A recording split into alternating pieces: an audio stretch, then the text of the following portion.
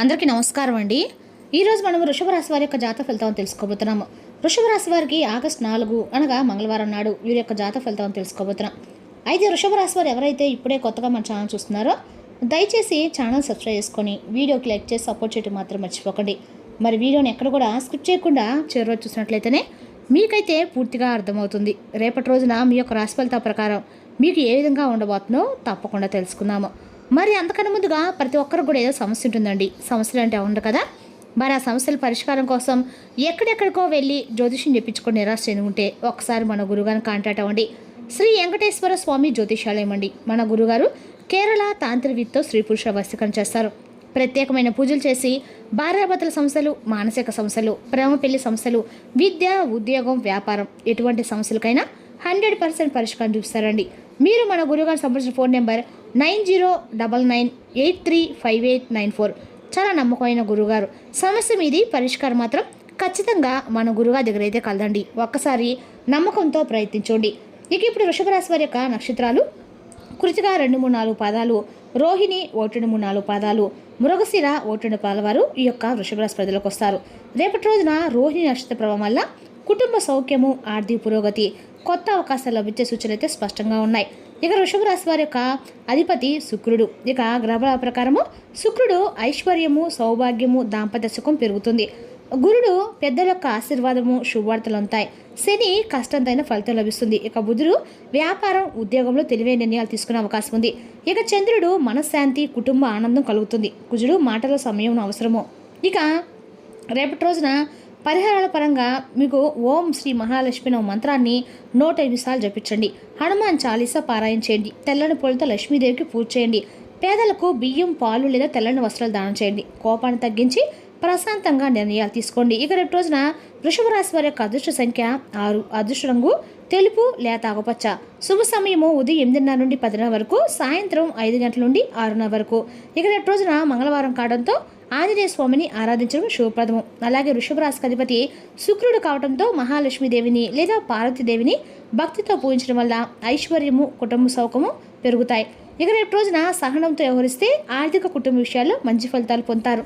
తొందరపడి నిర్ణయాలు మాత్రం తీసుకోకుండా పెద్దల యొక్క సలహా తీసుకోవడం మంచిది. భగవంతుని అనుగ్రహంతో ప్రారంభించిన పనులు విజయవంతంగా పూర్తయ్యే అవకాశాలు అయితే స్పష్టంగా ఉన్నాయి. ఇక రేపు రోజు దిన ఫలితాల ప్రకారం అండి, రేపటి రోజున మీకు ఒక ఫోన్ కాల్ అనేది రాబోతుందని చెప్పుకోవాలండి. అసలు ఆ వ్యక్తి ఎవరు, ఆ ఫోన్ చేసే వ్యక్తి ఎవరు, అసలు మీకు ఎటువంటి వార్త రాబోతుంది, ఇటువంటి అసలు నిజమేంటి, మరి ఆ ఫోన్ కాల్ ద్వారా మీకు వెనక దాగినటువంటి నిజం తెలిస్తే మీరైతే ఎందుకు ఆశ్చర్యపోతారనేది క్లియర్గా తెలుసుకునే ప్రయత్నం చేద్దాం. కాబట్టి వీడియోని ఎక్కడ కూడా స్కిప్ చేయకుండా చూడండి. రేపటి రోజున మీకు ఏర్పడేటువంటి గ్రహయోగాల పరంగా అదృష్ట జాతకాలు ఏ విధంగా ఉన్నాయి, ఆ ఫోన్ కాల్ మీ జీవితంలో ఎలాంటి మార్పు తీసుకురాబోతుంది, మీరు తీసుకోబోయేటువంటి ముందస్తు జాగ్రత్తలు ఏమిటి, అలాగే దేవతల పరిహారం గురించి కూడా క్లియర్గా తెలుసుకుందామండి. కాబట్టి స్కిప్ చేయకుండా చూడండి. ఇక రేపు రోజు మీరు చాలా ప్రశాంతంగా అన్ని రకాల కూడా మీరు ఉంటారనమాట. ఉదయం నుండి మధ్యాహ్నం వరకు చాలా రిలాక్స్గా ఉంటారు. అలాగే ఇప్పుడు బాగా స్పష్టంగా గమనిస్తే కనుక మీ జీవితం రేపు రోజున ఉదయం నిద్ర లేచినప్పటి నుండే తెలియనటువంటి ఉత్సాహం అనేది మీ మనసుకు ఏర్పడుతుంది. మీరు పైకి చాలా గంభీరంగా ఉన్నప్పుడు కూడా లోపల ఎంతో బాధతో, కొండంత ఆవేదనతో, అలాగే నలుగురు కూడా ఏదో ఒక విధంగా నవ్వుతూ కనిపించినటువంటి తపంతో బ్రతుకుతూ ఉంటారు గత కొంతకాలం నుండి.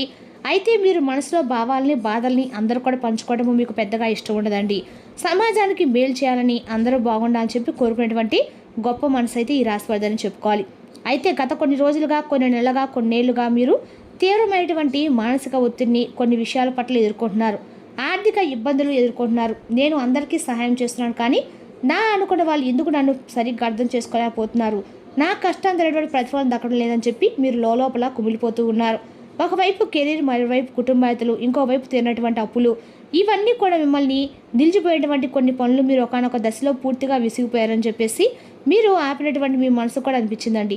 సరిగ్గా అలాంటి తీవ్రమైనటువంటి నిరాశలో ఉన్నటువంటి ఈ సమయంలో మీ కాలం మీకోసం ఒక మంచి నిర్ణయం అయితే, మంచి అవకాశాన్ని అయితే రేపటి రోజు మీకు తీసుకురాబోతుంది. అయితే రేపటి రోజున ఈ విషయాన్ని మీరు నమ్మక తప్పదండి. ప్రస్తుతానికి కొన్ని కాల్స్ అనేవి భగవంతుడు ఇచ్చినటువంటి అనుగ్రహం అనే చెప్పుకోవాలి. ఆ ద్వారా మీకు రాబోయేటువంటి చెప్పుకోవాలండి. ఎందుకంటే రేపటి రోజు కొన్ని సాయంత్రం 6 గంటల తర్వాత మీకు ఒక ఫోన్ కాల్ ఎందుకు వస్తుందనేది తెలుసుకుంటే ఆశ్చర్యపోతారు.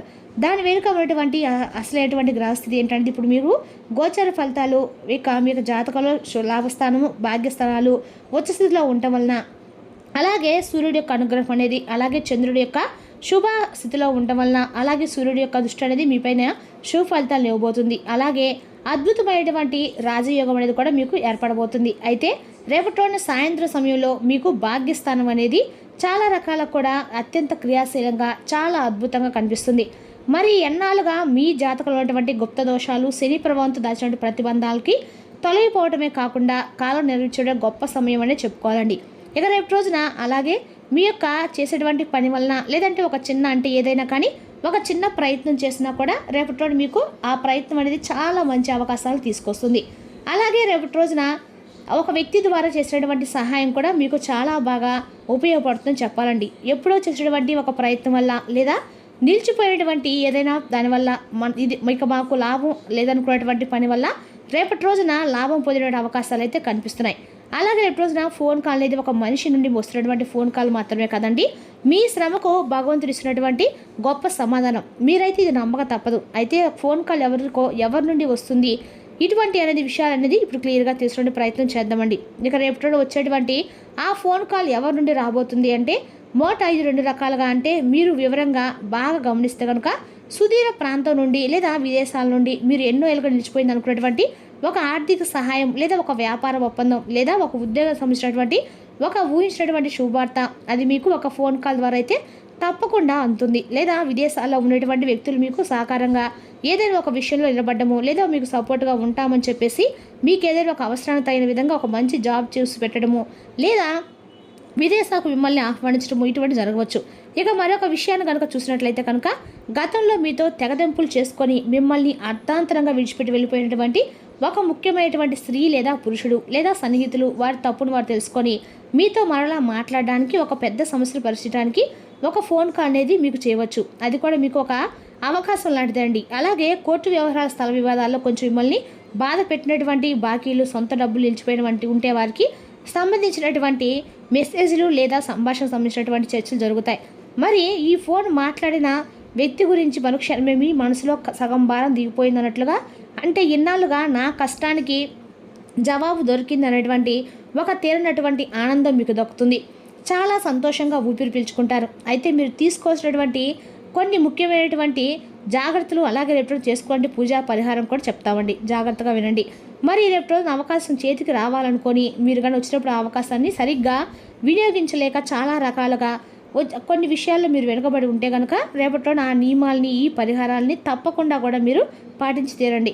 ఎందుకంటే రేపు రోజున సాయంత్రం సమయంలో 4 నుండి 6 గంటల మధ్యలో అన్ని రకాల కూడా మీకు ఉదయం లేదా 5:30 నుండి 7:30 మధ్యలో మీకు సరైనటువంటి గొడవలకు వ్యర్థమైనటువంటి చర్చలకి రేపటి పూర్తిగా దూరంగా ఉండండి. అలాగే చాలా ప్రశాంతమైనటువంటి ఆనందకరమైనటువంటి మనసుతో రేపటి రోజున ఒక ఫోన్ కాల్ అనేది మీరైతే అంటే ఎదురు చూడండి. అలాగే రేపటి రోజు మీపై శివానుగ్రహం అనేది కూడా చాలా ఎక్కువగా కనిపిస్తుంది. కాబట్టి రేపటి రోజున మీ యొక్క అన్ని రకాలు కూడా ఉదయాన్నే లేచి చక్కగా శివారాధన చేసుకోండి. దగ్గర ఇక్కడ ఆంజనేయ స్వామి ఉంటే ఆంజనేయ స్వామి నెయ్యి దీపం వెలిగించరండి. కుదిరితే ఖచ్చితంగా కూడా ఎక్కడైనా సరే ఆంజనేయ స్వామి కాసేపు కూర్చోండి. శివపాత్ర ముందు చక్కగా దీపాలను చేసుకొని ఓం నమ శివాయ అనే పంచాక్షరి మంత్రం 2 నిమిషాలు జపించండి. అలాగే ఉదయాన్నే నీటిని ఆ నీటిలో కొంచెము పసుపు, ఎర్రని పుష్పాలు వేసి కొన్ని నక్షత్రాలు వేసి సూర్యునికి అర్ఘ్యం సమర్పించండి. అర్ఘ్యం వేసి వేయడమే కాకుండా ఆదిత్య హృదయం లేదా ఓం నమ శివాయ సూర్య మంత్రం, గుణ సూర్యాయ నమః మంత్రం కానీ ఏమైనా సరే మంత్రాలు మీకు తోచిన మంత్రాలు చదవండి.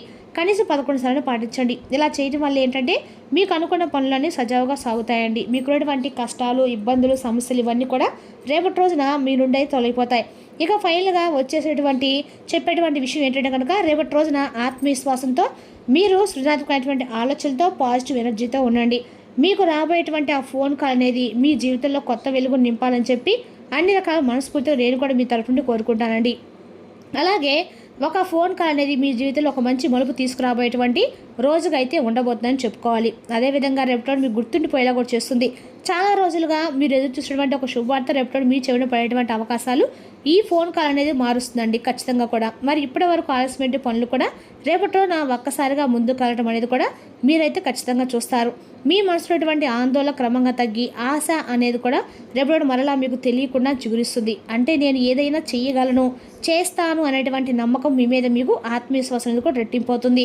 అలాగే రేపటి రోజున మీరు ఎంతో కాలంగా కష్టపడి చేసినటువంటి ప్రయత్నానికి గుర్తింపు దక్కేటువంటి సమయం అని కూడా చెప్పుకోవాలండి. ఇక రేపు రోజున ఉద్యోగంలో కావచ్చు, వ్యాపారం కావచ్చు, కుటుంబం లేదా ఆర్థిక విషయాలు ఏదో ఒక మంచి పరిణామం అనేది రేపు రోజు మీకు ఆనందాన్ని ఖచ్చితంగా అయితే ఇవ్వబోతుంది. అలాగే కొంతకాలంగా దూరం ఉన్నటువంటి వ్యక్తి నుండి కూడా మీకు మంచి సమాచారం కూడా రావడం వల్ల మీ మనసు పూర్తిగా ప్రశాంతంగా మారుతుంది. ఇక నిలిచిపోయేటువంటి పనులు కూడా రేపు రోజు మీకు పూర్తయినటువంటి సూచనలు అయితే బలంగా కనిపిస్తున్నాయి. ఇక రేపు రోజు మీకు ఒక విషయం కూడా గుర్తుపేస్తుందండి. అదేంటంటే దేవుడు ఆలస్యం చేస్తాడు కానీ అన్యాయం మాత్రం ఆలస్యం చేయదని విషయాన్ని మీరు రేపు గుర్తు చేసుకుంటారు. ఎందుకంటే మీరు చూపించిన సహనము, ఓర్పు ప్రతి పనిలో కూడా మీరు చేసినటువంటి మీరు చాలా గొప్ప అండి. మీరు ఎంత కష్టం చేశారనేది కూడా భగవంతుడికి కూడా తెలుసండి.